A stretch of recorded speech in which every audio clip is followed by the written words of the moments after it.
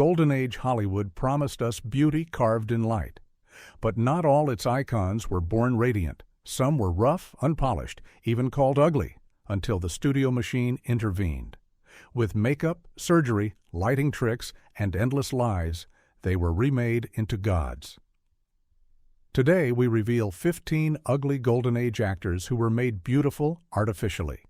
And the truth will shock you. Number 15. Humphrey Bogart. Humphrey Bogart is remembered as the rugged king of film noir, the star of Casablanca and the Maltese Falcon. His face, carved with cigarette smoke and shadows, became one of cinema's most iconic profiles.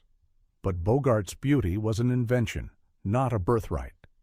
Off-screen, he was born with crooked, uneven teeth, a lisping diction, and a visage the studios initially found unmarketable. Warner Brothers decided to reforge him artificially. Bogart's teeth were capped and straightened, a transformation that instantly hardened his jawline. Makeup artists learned how to paint shadows across his cheeks, softening his oddly shaped mouth and downturned lips. Cinematographers framed him in low-key noir lighting that turned imperfections into mysterious allure. What nature gave him as a flaw, Hollywood spun into legend. Bogart himself knew the trick. He once joked that his real beauty came from smoke, whiskey, and the best cameramen in the business. In truth, it was the artistry of others that sculpted his face into the bogey myth. Without artificial construction, he might have remained a supporting player, cast in forgettable gangster roles. Instead, Hollywood's machine of illusion remade him into a reluctant romantic idol the rough-hewn, cynical lover audiences still worship. His transformation is proof of Hollywood's greatest trick, turning what was once mocked into a trademark of desire. Bogart's image was built from cigarettes, shadows, and capped teeth, proof that beauty in Hollywood was never entirely real. Number 14. Jerry Lewis, forever remembered as the manic clown of American comedy, was never considered handsome. His face was elastic, his nose oversized, his expressions cartoonish. Yet, in the mid-century heyday of his career, studios labored to artificially construct a handsomeness around him, insisting he could pass as more than a fool. Publicists reshaped Lewis's image by engineering his appearance for magazine spreads. His hairline was meticulously sculpted, his teeth capped, his gangly posture corrected with tailored suits. Makeup departments softened the exaggerated angles of his face under studio lights, while carefully chosen camera angles minimized his awkward frame. Studio stylists often forced him into dashing tuxedos, hoping to sell him not only as a comedian, but as a desirable entertainer. Behind this glittering illusion lay insecurity. Lewis longed to be accepted not only as funny, but also as magnetic. Hollywood obliged by manufacturing a double image: comic buffoon on screen, suave, crooner off it. His telethons and public appearances showcased a polished man in tailored elegance, but the truth was his face was an elaborate mask created by makeup, lighting, and publicity staging. The tragedy is that Lewis's natural appearance was never allowed to exist in Hollywood's artificial mirror. His beauty was not born, but fabricated, grafted onto him with every trick in the book. To audiences, he was zany, but strangely charming. To Hollywood insiders, he was proof that no star was too ugly to be made beautiful if the machine demanded it. Number 13. John Wayne. John Wayne was not born a god of American masculinity. Photographs of young Marion Morrison, before Hollywood renamed him, show a man with awkward features, an oversized nose, uneven teeth, and a body that carried bulk more than grace. Yet, Wayne would be forged into the ultimate cowboy hero, an image built through ruthless Hollywood fabrication. Studio fixers transformed him in stages. His teeth were corrected, his posture drilled into a towering stance that conveyed power. Cinematographers bathed him in golden lighting, softening the bluntness of his features. Costume designers molded his frame into Western archetypes: wide belts, tall boots, broad hats, turning his bulk into a silhouette of dominance. Every frame of a John Wayne picture was constructed to mask his natural awkwardness. Even his voice was trained. The Duke's slow, gravelly drawl, now considered iconic, was the product of studio coaching, polishing over a higher, less commanding tone he originally carried. By the 1940s, Wayne was no longer Marion Morrison, but a full invention, the sculpted embodiment of rugged beauty, manufactured to lead America through its cinematic wars and Western myths. The tragedy of Wayne's transformation is that his real humanity disappeared. What survived was only the image, the artificial cowboy, the eternal hero. Behind the legend was a man once dismissed as awkward, reforged into beauty by force of cinematic artifice. Hollywood's machine had done its work, and the myth was set in stone. Number 12. Rock Hudson. Rock Hudson is remembered as one of Hollywood's most breathtaking romantic idols, a towering figure with a square jaw and a smile that could melt theaters. But Rock Hudson wasn't born Rock Hudson, nor was he born beautiful. Off-screen, Roy Harold Scherer, Jr. was a shy Midwestern boy with crooked teeth, uneven features, and no presence to command a room. Hollywood, however, had different plans. Universal Pictures remade him from the ground up. His teeth were capped and straightened, his hair dyed and styled into a slick masculine wave. He was trained to walk with slow authority, taught to lower his voice, and drilled on how to carry himself as though he had always been the embodiment of manly elegance. His name was carefully manufactured too, Rock Hudson, two words designed to sound as immovable and American as granite cliffs. Yet even this new artificial beauty was haunted by secrecy. Hudson's true life, his identity and private loves, were concealed, hidden behind staged romances and studio-arranged photo spreads with actresses. His masculinity, his allure, his beauty, every detail was the invention of a publicity department determined to transform a gawky young man into a god of desire. On screen, he dazzled, his face radiating the power of the studio's illusion. Off-screen, friends knew a different man, gentle, insecure, still Roy beneath the mask. Hudson's beauty, more than any other, reveals the extent to which Hollywood could fabricate a god from dust, an icon from a boy who once could not even speak without stammering. His was a beauty born not of nature, but of artifice. Number 11. Bing Crosby. Bing Crosby's voice was velvet, but his face was far from perfection. Off-screen, Crosby had thinning hair, sagging features, and a jawline that lacked the heroic shape of a matinee idol. Yet audiences never noticed because Hollywood cloaked him in a crafted beauty, one not born but carefully manufactured. Lighting designers softened every imperfection, bathing him in warmth that matched his mellow tones. Photographers touched his portraits until the man in print bore little resemblance to the weary, sharp-featured father behind the microphone. His eyes, often tired and heavy-lidded, were framed with key lights that gave them a manufactured twinkle. His nose, long and dominating, was made to seem noble by careful camera angles. But the real illusion came from the roles themselves. Crosby was always cast as the gentle father, the benevolent priest, the warm-hearted companion. These roles added a kind of beauty beyond the physical, shaping him into a vision of kindness that audiences confused for natural charm. His voice was his true gift, but Hollywood understood that sound alone wasn't enough. They built a face to match, even if it wasn't real. Behind the facade, Crosby was far more ordinary, sometimes cruel, often tired, a man with no godlike radiance in everyday life. But when the cameras rolled, he became bathed in a manufactured glow, the artificial beauty of America's father figure. Number 10. Wallace Beery. Wallace Beery was never meant to be beautiful. His heavy jaw, bulbous nose, and looming bulk made him look more like a villain than a leading man. Off-screen, his reputation was even uglier. Violent, cruel, a bully among actors and children alike. Yet MGM, desperate for a box office star, performed a miracle of image-making, turning Beery into Hollywood's gentle giant. The transformation relied on roles and artifice. Beery was cast as rough men with soft hearts, fathers who melted into tenderness, brutes who found redemption in love. Makeup softened his lines, costumes shrank his bulk into approachable warmth. In photographs, he was carefully posed with children, his scowl turned into a forced half-smile, the illusion of kindness, radiating from a man who was, by all accounts, sadistic. Lighting departments worked overtime to conceal his scars and rough skin, using shadows to carve away flaws. MGM's publicity team spun endless stories of his kindness, creating a public image that was pure invention. The gentle giant never existed. He was a mask built on lies, covering a face audiences would never have embraced in truth.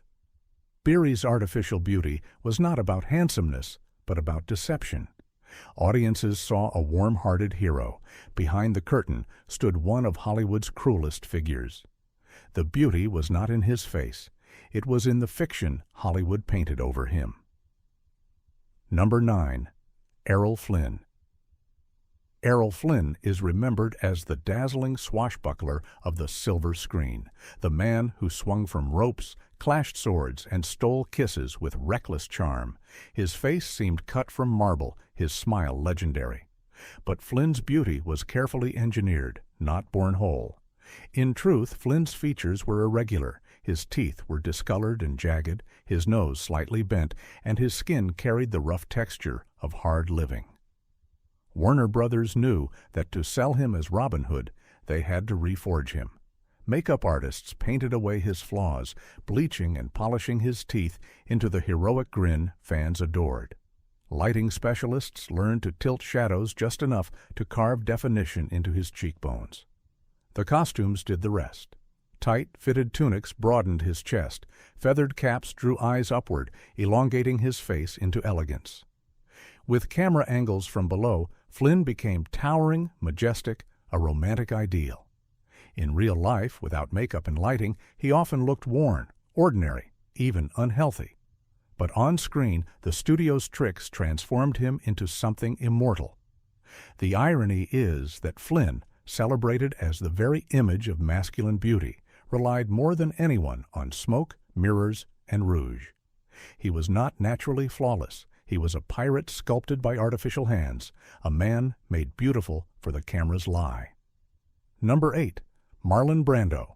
Marlon Brando is hailed as one of cinema's most magnetic figures, his smoldering gaze in a streetcar named Desire forever etched into Hollywood's memory. Yet Brando's beauty was never simple. It was manufactured by artifice and myth, then sold as raw authenticity. Off-screen, Brando struggled with fluctuating weight, skin blemishes, and a restless, brooding energy that often made him appear disheveled rather than desirable. But directors and studios knew how to reframe him. They lit him from the side, highlighting the shadowed contours of his jaw and lips.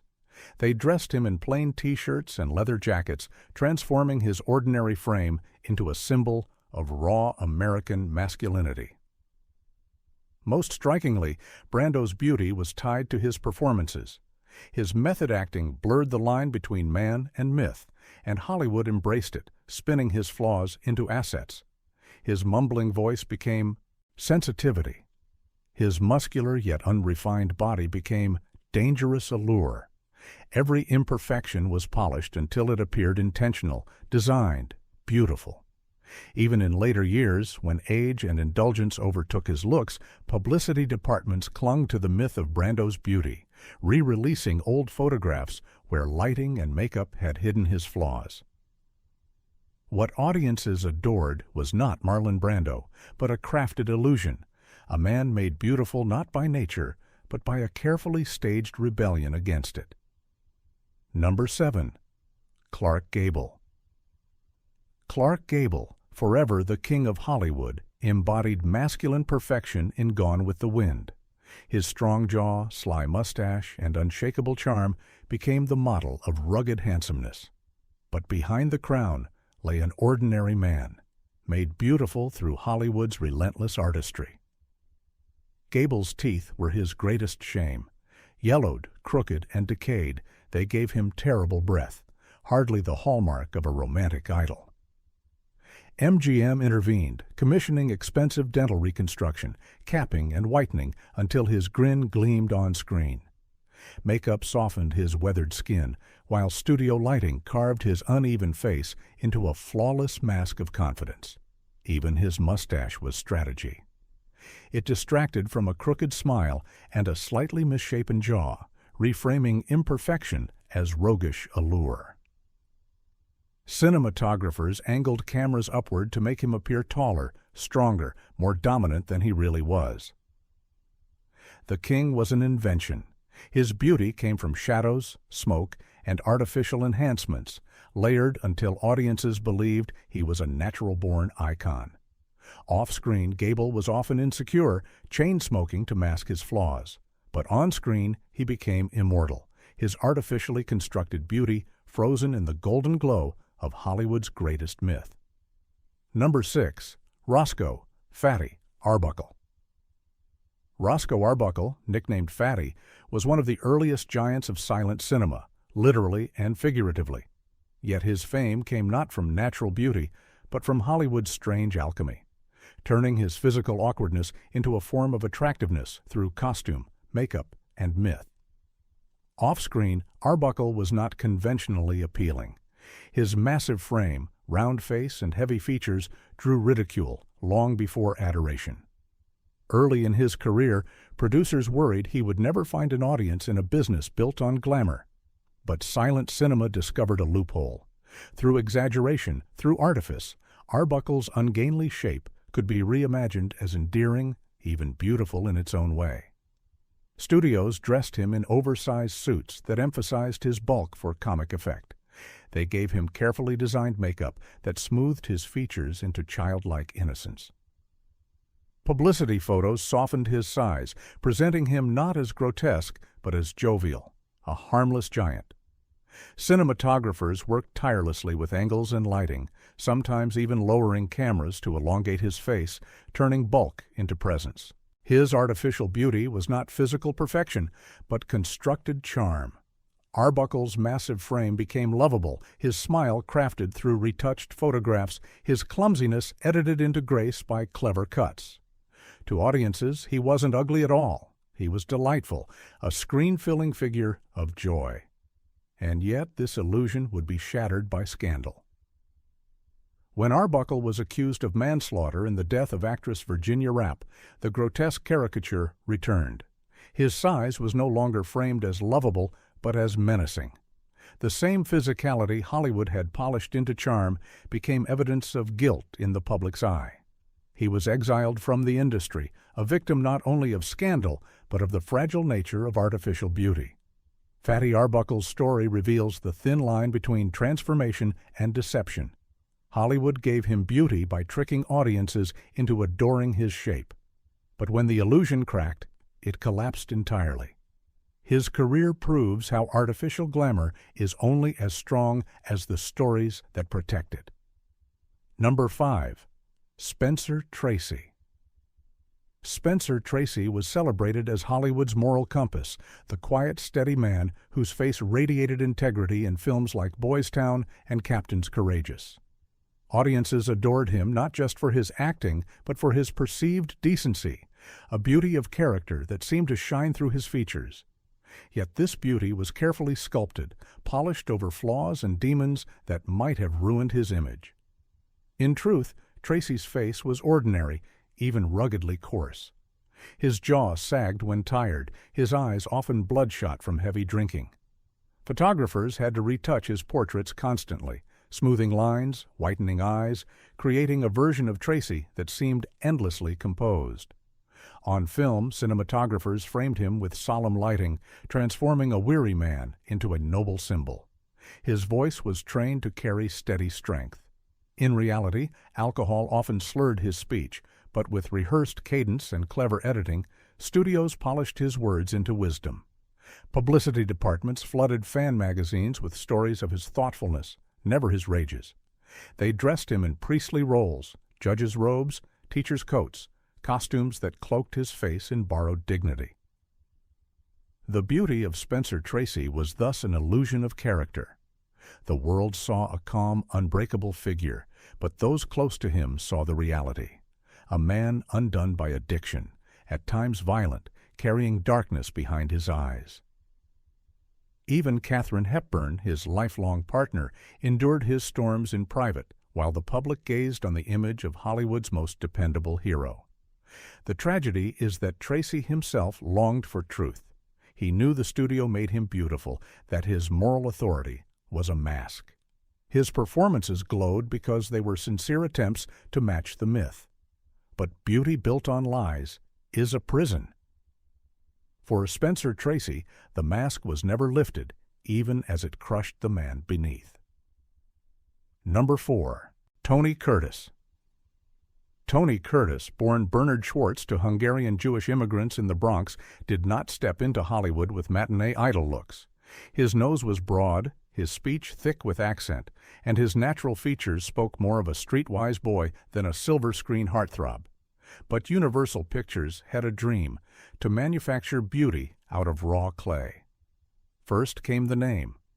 Bernard Schwartz became Tony Curtis, a sleek, modern invention. Then came his face. Studio surgeons sculpted his nose, refining it into the slender, aristocratic shape audiences now remember. His teeth were capped and whitened, his eyebrows shaped into precise, dramatic arches.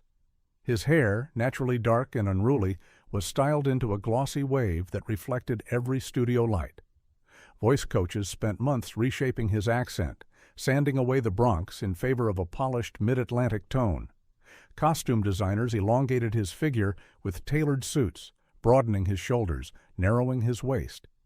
Every inch of Tony Curtis was engineered, every flaw reimagined as glamour. And it worked. Curtis became one of the most desired men of the 1950s and 1960s, his artificially remade beauty capturing the gaze of women worldwide.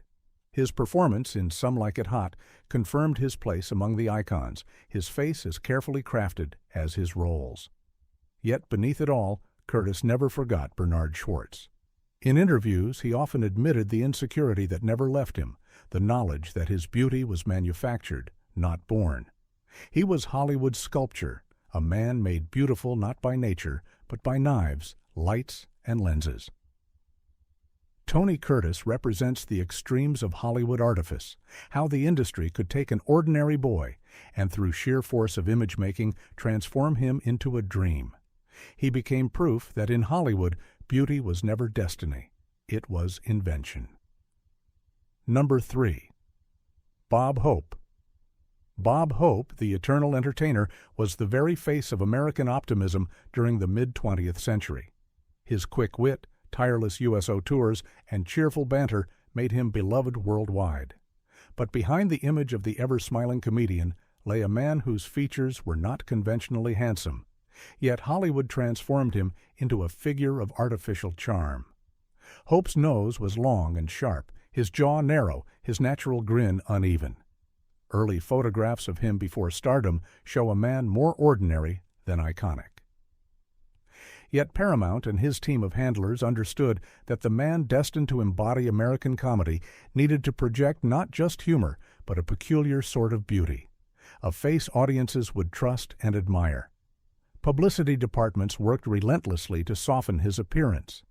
Photographers used retouching to broaden his chin, reduce the prominence of his nose, and paint warmth into his eyes. Lighting was critical. Harsh shadows were avoided, and soft key lights created a perpetual twinkle across his features. His toothy grin, naturally imperfect, was reshaped by dental work, whitening, and careful framing. The illusion extended into his persona. Hope's tuxedos, his perfectly timed walk-ons, his gallant bows to leading ladies, all of it suggested elegance he did not naturally possess. His comedic energy became his beauty. When audiences laughed at him, they also admired him, his appearance wrapped in the charm of artifice and performance. Off-screen, those who saw Bob Hope unvarnished noted how ordinary he looked. But audiences never did. To them, he was the smiling face of comedy, a man made beautiful by lights, suits, and relentless fabrication. His story proves that in Hollywood, beauty could be conjured from laughter, built from illusion, painted over reality, until the audience believed. Number 2. Tyrone Power. Tyrone Power's legacy is built on a face, the smooth, dark-haired romantic lead of The Mark of Zorro and Blood and Sand. He was advertised as perfection itself, Hollywood's dream of masculine beauty. But Power's beauty was less destiny than design, crafted by studios who demanded he embody something he was not. Power's natural face was striking but unbalanced. His jawline lacked definition, his cheeks were slightly sunken, and his teeth uneven. Studio stylists worked endlessly to correct this. Dental surgeons whitened and reshaped his teeth into a gleaming grin. Makeup artists used contouring before contouring had a name, darkening hollows and sculpting cheekbones with paint and powder. Costuming completed the illusion.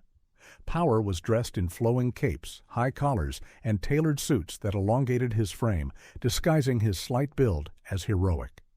Publicists arranged photographs with perfect lighting, shadows carefully sculpting away flaws.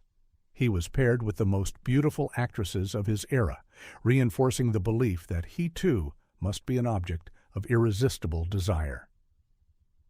But Power's beauty was a prison. His trans fame, whispered about in private circles, was carefully hidden because the studios needed him to remain the hetero dream idol. His image was so tightly controlled that his very identity was suppressed. The beauty audiences adored was not natural, nor even truthful. It was the artificial creation of a studio system that demanded masks of perfection. Tyrone Power was beautiful because Hollywood willed it. He was handsome because they sculpted him into it. But behind the mask stood a man far more complicated than the smooth image the world saw. His beauty, like so many of his peers, was a lie told with lighting, makeup, and silence. Number 1. Montgomery Clift. Montgomery Clift was one of Hollywood's most hauntingly beautiful men, his face luminous with sensitivity, his performances charged with aching vulnerability. Yet his beauty was not entirely natural. It was forged and reforged by Hollywood and later by tragedy. In his early years, Clift's features were irregular. His teeth were uneven, his jaw narrow, his voice marked by a slight impediment. Studios sent him through the same polishing mill, dental correction, diction lessons, tailored suits that broadened his shoulders. Makeup enhanced his striking eyes, while lighting accentuated his angular cheekbones. The result was a carefully honed beauty, presented as effortless. But the most telling chapter came after his 1956 car accident.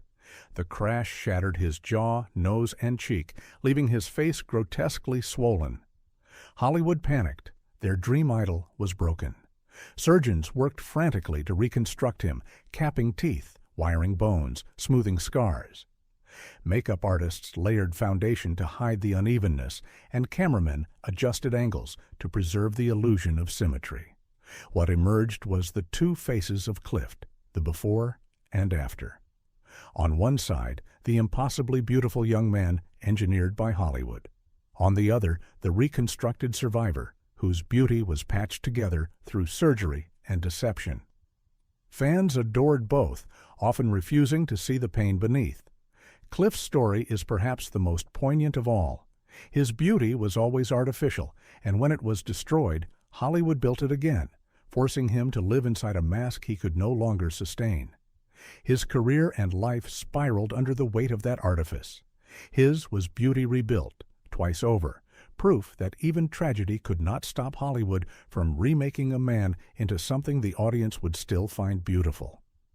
Hollywood's golden age was not built on natural beauty. It was sculpted, painted, and forced into existence. These 15 men were remade into gods through lies, lighting, and artifice. Behind the myth, they were ordinary, even ugly. If this truth unsettles you, subscribe, because the masks of Hollywood always crack.